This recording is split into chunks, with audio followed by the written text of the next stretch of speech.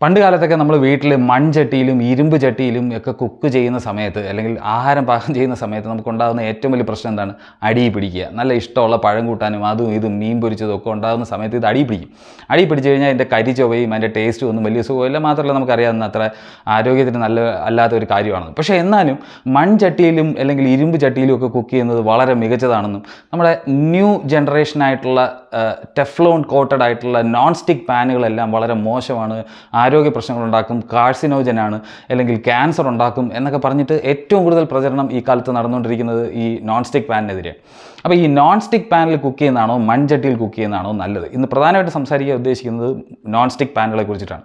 അടുക്കളയിൽ ഒരുപാട് സമയം സേവ് ചെയ്യാനും അതുപോലെ തന്നെ അതിനകത്ത് പ്രത്യേകിച്ച് കാര്യങ്ങളൊന്നും പിടിക്കാത്തതുകൊണ്ട് നമുക്ക് കഴുകാനും ഒക്കെ വളരെ ഈസിയാണ്. സ്ത്രീകളുടെ ജോലി അല്ലെങ്കിൽ പുരുഷന്മാർ കുക്ക് ചെയ്യുന്നവരുടെ സമയം അടുക്കളയിൽ വളരെയധികം കുറയ്ക്കാനായിട്ട് സഹായിച്ചിട്ടുള്ള ഒരു സാധനമാണ് നോൺ സ്റ്റിക്ക് പാൻ എന്നുള്ളത്. പക്ഷേ ആർക്കും ഇത് ഇഷ്ടമല്ല. അപ്പോൾ ഇന്ന് സംസാരിക്കാൻ പോകുന്നത് നോൺ സ്റ്റിക്ക് പാനിനെ കുറിച്ചിട്ടാണ്. പക്ഷേ അതെല്ലാം പറയുന്നതിന് മുമ്പ് നിങ്ങൾ ആദ്യമായിട്ടാണ് എൻ്റെ ചാനൽ കാണുന്നതെന്നുണ്ടെങ്കിൽ തീർച്ചയായിട്ടും സബ്സ്ക്രൈബ് ചെയ്യുക. എല്ലാവർക്കും സ്വാഗതം ലൂസിയുടെ മറ്റൊരു എപ്പിസോഡിലേക്ക്.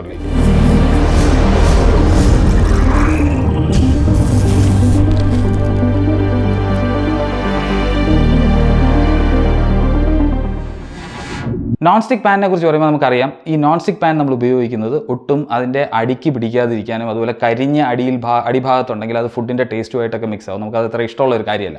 അപ്പോൾ അതിന് വേണ്ടിയിട്ടാണ് നമ്മൾ നോൺ സ്റ്റിക്ക് പാൻ ഉപയോഗിക്കുന്നത്. മാത്രമല്ല നമുക്ക് എണ്ണയുടെ ഉപയോഗം വളരെയധികം കുറയ്ക്കാനും പറ്റുന്ന ഒരു സാധനമാണ് ഈ നോൺ സ്റ്റിക്ക് പാൻ എന്ന് പറയുന്നത്. പക്ഷേ എല്ലാവർക്കും എന്താണ് നോൺ സ്റ്റിക്ക് പാൻ പേടി? ഒന്നാമത്തെ കാര്യം, ഇതിനകത്ത് പല മാനുഫാക്ചറേഴ്സും എഴുതിയിട്ടുണ്ടാവും ഒരു കാര്യം, അതായത് ഇതിനകത്ത് സ്ക്രാച്ച് വരുത്തരുത്.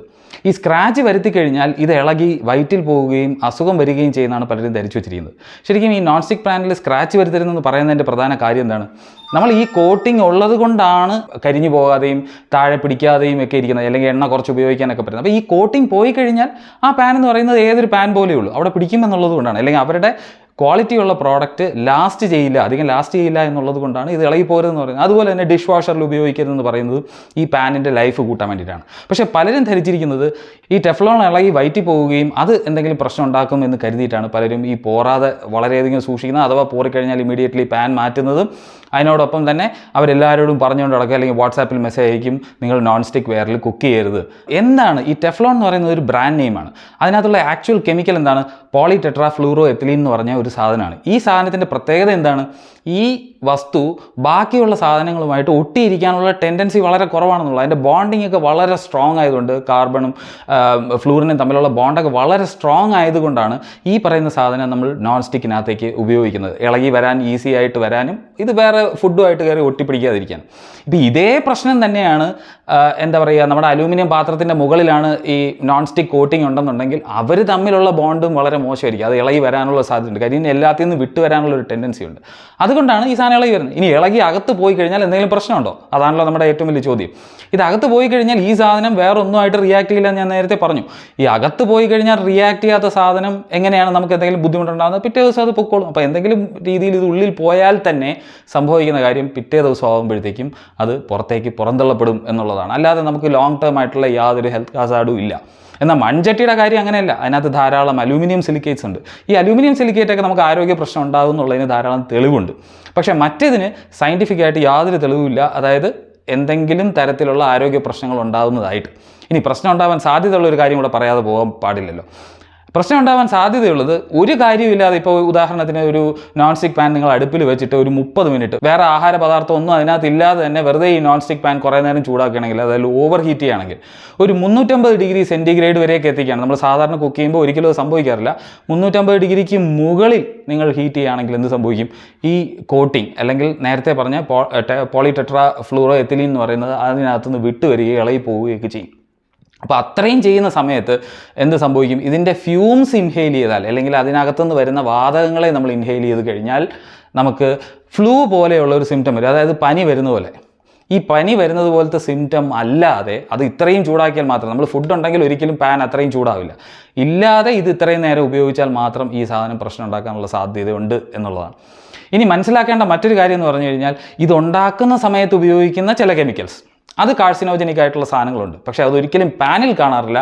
പകരം അതുണ്ടാക്കുന്ന സമയത്ത് എൻവയോൺമെൻറ്റിലേക്ക് പുറന്തള്ളപ്പെടുന്ന ഒരു സാധനമാണ്. അതിന് ചില കാർസിനോജനിക് കാര്യങ്ങളുണ്ട്. അത് എൻവയോൺമെൻറ്റൽ ഹസാർഡായിട്ട് വേണമെങ്കിൽ നിങ്ങൾക്ക് കാണാം. പക്ഷേ ഒരിക്കലും നിങ്ങൾ ഇതിനകത്ത് കുക്ക് ചെയ്യുന്ന ഫുഡിനകത്തോട്ട് ആ സാധനം കയറുന്നില്ല എന്നുള്ളതാണ്. സംസാരിച്ചുകൊണ്ടിരിക്കുന്ന സമയത്ത് തന്നെ ഞാൻ ഈ പറയുന്ന കെമിക്കൽസ് ആയിട്ടുള്ള PFOA എന്നൊക്കെ പറയുന്ന സാധനം നമ്മുടെ ശരീരത്തിലെ ബ്ലഡിലും കാര്യങ്ങളിലും ഒക്കെ ഉണ്ട്. ആ സാധനമാണ് കാർസിനോജനിക് ആയിട്ടുള്ളത്. അത് എവിടെ നിന്ന് കിട്ടുന്ന എൻവയോൺമെൻറ്റിൽ നിന്നാണ്. നമ്മൾ ഈ നോൺ സ്റ്റിക്ക് കുക്ക് വെയറിനെ ഡയറക്റ്റായിട്ട് കണക്ട് ചെയ്യുമെങ്കിലും ഈ നോൺ സ്റ്റിക്ക് ആയിട്ടുള്ള എന്ത് സാധനം ഉണ്ടെങ്കിലും നമ്മൾ ഉപയോഗിക്കുന്ന തുണികളിലായിരുന്നാലും അല്ലെങ്കിൽ ക്ലോത്തിങ്ങിനകത്തായിരുന്നാലും അതുപോലെ നമ്മൾ ഉപയോഗിക്കുന്ന മാറ്റ് അല്ലെങ്കിൽ വാട്ടർ റെസിസ്റ്റൻ്റ് ആയിട്ടുള്ള എന്തെങ്കിലും സാധനം, കോസ്മെറ്റിക്സ് ഉപയോഗിക്കുന്ന സീൽ ചെയ്യാൻ ഉപയോഗിക്കുന്ന ബാഗ്, ഇലക്ട്രിക്കൽ വയറിങ്, ഇതിനകത്തെല്ലാം ഈ നോൺ സ്റ്റിക്ക് കോട്ടിംഗ് ഉണ്ട്. മൺചട്ടി ഉപയോഗിക്കുന്ന സമയത്ത് ആരോഗ്യത്തിന് വളരെ മഹത്വരമായിട്ടുള്ള ഒരു കാര്യവും അതുപോലെ ഈ നോൺ സ്റ്റിക്ക് ഉപയോഗിച്ച് കഴിഞ്ഞാൽ എന്തെങ്കിലും കുഴപ്പം വന്ന് മരിച്ചു പോവുകയും എന്ന് പറയുന്നതിൽ പ്രത്യേകിച്ച് കാര്യമൊന്നുമില്ല. പക്ഷേ ഞാൻ പറഞ്ഞു നിർത്തുന്നതിന് മുമ്പേ നമുക്കൊരു എക്സ്പെർട്ട് ആയിട്ടുള്ള ഒരാളുടെ ഒരു വ്യൂവും കൂടെ കേൾക്കാം. PTFE അഥവാ ടെഫ്ലോൺ അത് നമുക്ക് ഹാനികരമാണോ അല്ലയോ എന്നാണ് ചോദ്യം. ശരിക്കും പറഞ്ഞാൽ അതിൽ യാതൊരു പ്രശ്നവുമില്ല. ഒരു ഹാനികരമായ വസ്തുവല്ല PTFE എന്ന് പറയുന്ന പോളിമർ എന്ന് പറയുമ്പോൾ വലിയൊരു മോളിക്യൂളാണ്. നമ്മളതിപ്പോൾ ഭക്ഷണത്തിലൂടെ കഴിച്ചാൽ, അറിയാതെ കഴിച്ചു പോയാൽ അത് നമ്മുടെ ശരീരത്തിനകത്തേക്ക് ബ്ലഡ് സ്ട്രീമിലേക്ക് അബ്സോർബ് ചെയ്യാനുള്ള യാതൊരു പോസിബിലിറ്റിയും ഇല്ല അത്രയും വലിയ മോളിക്യൂൾസിന്. അത് സാധാരണ നമ്മുടെ മലദ്വാരം വഴി പുറത്തേക്ക് പോകും. അങ്ങനെയാണ് സാധാരണ ചെയ്യുന്നത് അത്രയും വലിയ മോളിക്യൂളാകുമ്പോൾ. പിന്നെ ആൾക്കാർക്കൊരു കൺസേൺ ഉണ്ട്, ഈ PTFE ഒരു കാർസിനോജൻ ആണെന്നുള്ള പല ന്യൂസൊക്കെ പല സ്ഥലത്തുനിന്ന് കാണുന്നു. എന്താണ് ഇഷ്യൂ എന്താണെന്ന് വെച്ചാൽ ഇതുണ്ടാക്കുന്നത് ടെട്രാഫ്ലൂറോ എത്തിലിൻ എന്ന ഗ്യാസ് നമ്മുടെ വെള്ളത്തിലേക്ക് ബബിൾ ചെയ്തിട്ട് അവിടെയാണ് ഈ പോളിമറൈസേഷൻ നടക്കുന്നത്.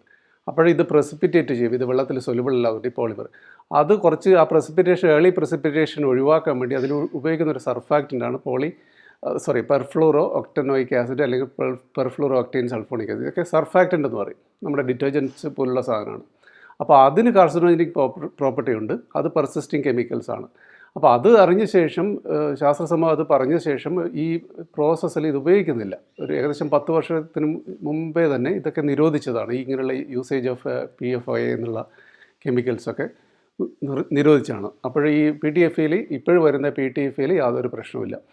പിന്നെ ഒരു പോസിബിലിറ്റി എന്താണെന്ന് വെച്ചാൽ ഇത് ഡീപോളിമറൈസേഷൻ നടക്കാം. വലിയ ടെമ്പറേച്ചറിൽ 600 ഡിഗ്രിക്ക് മുകളിലൊക്കെ ചൂടാക്കുമ്പോൾ ഇത് ഡീപോളിമറൈസേഷൻ നടക്കാം. അതായത് വീണ്ടും മോണോമറായ ചെറിയ രൂപത്തിലേക്ക് വരാം. പക്ഷേ അങ്ങനെ ഒരു പോസിബിലിറ്റി നമ്മൾ കുക്കിങ്ങിൽ ഇല്ല. അൺലെസ് നമ്മളിത് ഡയറക്റ്റ് ഈ പാത്രം മാത്രം ചൂടാക്കുകയാണെങ്കിൽ, ഗ്യാസ് ഫ്ലെയിമിൽ ചൂടാക്കുകയാണെങ്കിൽ ഇപ്പോൾ ഡീപോളിമറൈസേഷൻ നടക്കും. അതൊരിക്കലും ചെയ്യാൻ പാടില്ല. വെള്ളം ഉണ്ടെങ്കിലും നമ്മൾ ചൂടാക്കിയ വെള്ളം എവാപ്പറേറ്റ് ചെയ്യേണ്ട ആവശ്യമില്ല. ജസ്റ്റ് ഒരു ക്ലോത്ത് ചെയ്ത് വൈപ്പ് ചെയ്തിട്ട് ചെയ്യുന്നതാണ് ഏറ്റവും ഉചിതം. അല്ലാതെ ഡയറക്റ്റ് ചൂടാക്കാൻ പാടില്ല. പിന്നെ സ്ക്രാച്ച് വീണാൽ പ്രശ്നമാണോ? സ്ക്രാച്ച് വീണാൽ യാതൊരു പ്രശ്നമില്ല. സ്ക്രാച്ച് വീണാൽ പ്രശ്നം ആ ടെഫ്ലോൺ കോട്ടിങ്ങിന് മാത്രമാണ്. അതിനകത്തൂടെ നമ്മുടെ ഈ കറിയും ഇതൊക്കെ ഉണ്ടാക്കുമ്പോൾ അതിനകത്തൂടെ ഈ സോഡിയം ക്ലോറൈഡും മറ്റുള്ള സാധനങ്ങളൊക്കെ ഇടയ്ക്ക് ഈ സോൾവെൻ്റ് അതിനകത്ത് ചെന്ന് എക്സ്ഫോളിയേഷൻ നടക്കും. വീണ്ടും ഫർദർ പീലിംഗ് ഓഫ് നടക്കും. അത് ഒഴിവാക്കാൻ വേണ്ടിയിട്ടാണ് ഇത് സ്ക്രാച്ച് ഉണ്ടാവരുതെന്ന് പറയുന്നത്. ആ സ്ക്രാച്ച് ഉണ്ടായതുകൊണ്ട് അത് കൂടുതൽ ടോക്സിക് ആവും അങ്ങനെയൊന്നും ഉണ്ടാവുന്നില്ല. മൺചട്ടിയിൽ കുക്ക് ചെയ്യുന്നത് സേഫാണോ? മൺചട്ടി എന്താണ്? മണ്ണ് എന്ന് വെച്ചാൽ നമുക്ക് ഇതൊക്കെ ബേസിക്കലി ഒരു കെമിക്കൽസിൻ്റെ ഒരു മിക്സറാണ് മണ്ണ് എന്ന് പറയുന്നത്. കൂടുതലും ക്ലേ ഉപയോഗിച്ചിട്ടാണ് മൺചട്ടി ഉണ്ടാക്കുന്നത്. ക്ലേ എന്ന് പറഞ്ഞാൽ alumino silicate, sodium alumino silicates, പല മെറ്റൽസിൻ്റെ അലുമിനോ സിലിക്കേറ്റ്സ് ആണ്. അപ്പോൾ അലുമിനിയം നമ്മുടെ ശരീരത്തിന് വേണ്ടാതൊരു വസ്തുവാണ്. നമ്മുടെ ബ്ലഡ് സ്ട്രീമിലേക്ക് കടന്ന പ്രശ്നം തന്നെയാണ്. അപ്പോൾ അലൂമിനോ സിലിക്കേറ്റ്സ് ഒക്കെ മോശമാണ്. പിന്നെ കൂടാതെ ക്ലേ വെച്ച് ഉണ്ടാക്കുമ്പോൾ അല്ലെങ്കിൽ മണ്ണ് വെച്ച് ഉണ്ടാക്കുന്ന പാത്രങ്ങളിലൊക്കെ മറ്റ് മിനറൽസും മറ്റ് ടോക്സിക് മിനറൽസൊക്കെ ഉണ്ടാവാം. ഇപ്പോൾ മെർക്കുറി ഒരുപാട് റിച്ചുള്ള സ്ഥലത്താണ് മെർക്കുറിയുടെ കോമ്പൗണ്ട്സ് ഉണ്ടാവും, അല്ലെങ്കിൽ ആർസനിക്കിൻ്റെ കോമ്പൗണ്ട്സ് ഉണ്ടാവും. അതൊക്കെ ലീച്ച് ചെയ്ത് നമ്മുടെ ഭക്ഷണത്തിലേക്ക് വരാൻ ചാൻസ് ഉണ്ട്. അപ്പോൾ മൺചട്ടിയിൽ ഉള്ള ഭക്ഷണം കൂടുതൽ സേഫ് അല്ല എന്ന് തന്നെ പറയാം. എക്സ്പെർട്ട് വ്യൂ കേട്ടപ്പോൾ തന്നെ നിങ്ങൾക്ക് മനസ്സിലായി കാണും. മാത്രമല്ല സപ്പോർട്ട് ചെയ്യുന്ന എവിഡൻസ് ഞാൻ എന്തായാലും ഡിസ്ക്രിപ്ഷനകത്ത് ഇടുന്നുണ്ടാവും. ഇത് കണ്ടപ്പോൾ തന്നെ നിങ്ങൾക്ക് മനസ്സിലാവും ഇത് പ്രത്യേകിച്ച് യാതൊരു പ്രശ്നമുള്ള കാര്യമാണ്. അപ്പോൾ സമയം സേവ് ചെയ്യുക, നന്നായിട്ട് നിങ്ങൾക്ക് ഇഷ്ടമുള്ള ആഹാരങ്ങൾ ഇതുപോലെയുള്ള കുക്ക് വെയറിനകത്ത് കുക്ക് ചെയ്ത് കഴിക്കുക. പ്രത്യേകിച്ച് യാതൊരു പ്രശ്നമില്ല. മൺചട്ടി എന്നൊക്കെ പറഞ്ഞാൽ ആവശ്യമില്ലാതെ നമ്മൾ ഓവർ ഒബ്സഷൻ കാണിക്കാതിരിക്കുക എന്നുള്ളതാണ് അതിനകത്ത് ചെയ്യാൻ പറ്റുന്ന ഒരു കാര്യം. അപ്പോൾ ഇന്ന് പറഞ്ഞ ഒരു പുതിയ അറിവാണെന്ന് വിചാരിക്കുന്നു. എൻ്റെ മീൻ എന്തായാലും റെഡി ആവാറായിട്ടുണ്ട്.